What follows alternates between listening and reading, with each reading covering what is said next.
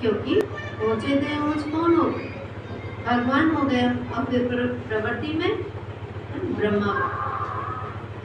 तो बाबा कहते हैं सृष्टि बढ़ते बढ़ते कितनी बड़ी हो जाती है, कितने करोड़ दानों अर्थात आत्माओं की माला। उसके बाद तो जैसे जैसे जो व्यक्ति पुरुषार्थ करते हैं कैसे बनेगी, पहले 8 की माला, फिर 108 की माला, और फिर 16,108 की माला।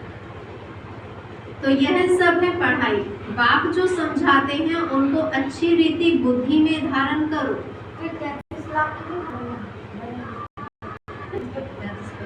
33 करोड़ देवी देवताओं कहा गए। 16 3 ही माला ही बनती है, 8 108 और 16,108। तो बाबा कहते हैं अच्छी रीति बुद्धि में धारण करो। झाड़ की डिटेल तो तुम सुनते रहते, बीज ऊपर में है। यह वैरायटी झाड़ है, इनकी आयु कितनी है? झाड़ वृद्धि को पाता रहता है, तो सारा दिन बुद्धि में यही रहे। इस सृष्टि रूपी कल्प वृक्ष की आयु बिल्कुल एक्यूरेट है, कम ना जास्ती, है ना, बिल्कुल एक्यूरेट चलेगी। तो 5000 वर्ष से 1 सेकंड का भी फर्क नहीं हो सकता। तुम बच्चों की बुद्धि में अब कितनी नॉलेज है? और पहले हम क्या थे? बुद्धू थे। और अब सृष्टि के आदि मध्य अंत का राज सारा सब सुना देंगे। बोली बोली बात आएगी, सब सुना देंगी। सटीक में जाएगा, फिर बुद्धू बन जाएगा। कुछ भी याद नहीं रहेगा।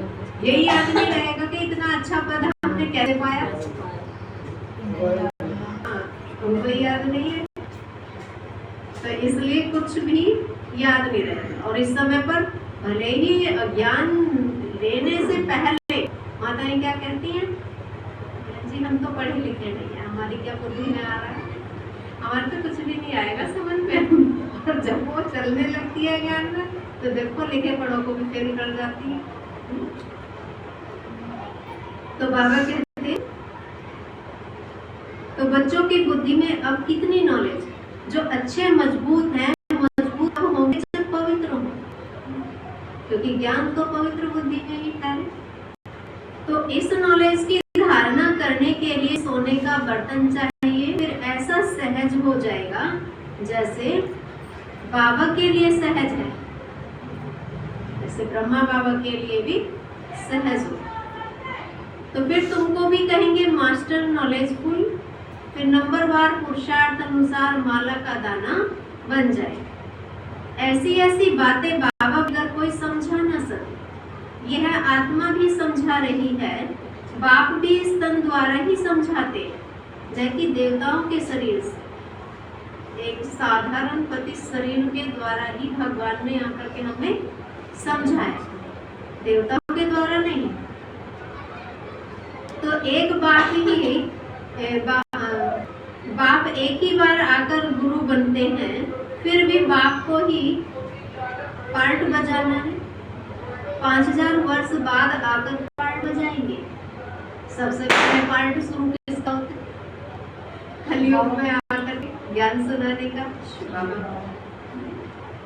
उसके बाद बच्चों का। तो बाप समझाते हैं ऊंचे थे ऊंच मैं हूँ फिर है मेरू, जो आदि में महाराजा महारानी है, वह फिर जाकर अंत में आदि देव आदि देवी बनेंगे। ब्रह्मा बाबा आदि देव और मम्मा आदि देवी बनेंगे। तो यह सारा ज्ञान तुम्हारी बुद्धि में है, तुम कहाँ भी समझाओ तो वंडर खाएंगे। यह तो ठीक बताते हैं, मनुष्य सृष्टि का बीज रूप ही नॉलेजफुल है, उनके बिगड़ और भी नॉलेज दे नहीं सकते।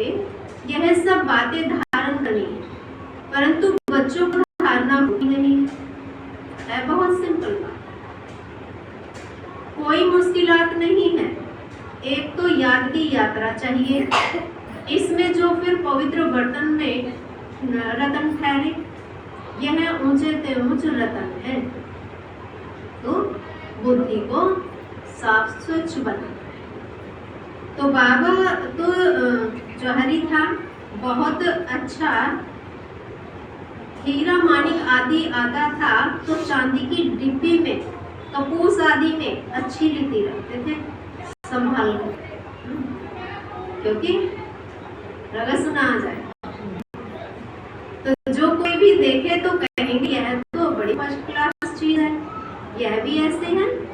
अच्छी चीज अच्छे बर्तन में शोभती है। तुम्हारे कान सुनते हैं, उनमें धारणा होती है पवित्र होगा, बुद्धि योग बाप से होगा तो धारणा अच्छी होगी, नहीं तो सब निकल जाएगा। आत्मा भी है कितनी छोटी, उसमें कितना ज्ञान भरा हुआ है, देखने में भी नहीं है, लेकिन भरा हुआ है ज्ञान 5000 वर्ष का। तो कितना अच्छा शुद्ध बर्तन चाहिए, कोई संकल्प भी न उठे, उल्टे सुल्टे संकल्प सब बंद हो जाने चाहिए। सब तरफ से बुद्धि योग हटाना है। मेरे साथ योग लगाते लगाते बर्तन सोना बना दो जो रतन ठहर सके, फिर दूसरों को दान करते रहेंगे। तो अपने बर्तन में ठहरा हुआ होगा तो फिर क्या होगा, दूसरों को भी देंगे, दान करते रहेंगे। तो भारत को महादानी माना जाता है। वह धन दान तो बहुत करते हैं, परंतु यह है अविनाशी ज्ञान रत्नों का दान, इसको और कोई नहीं कर सकता।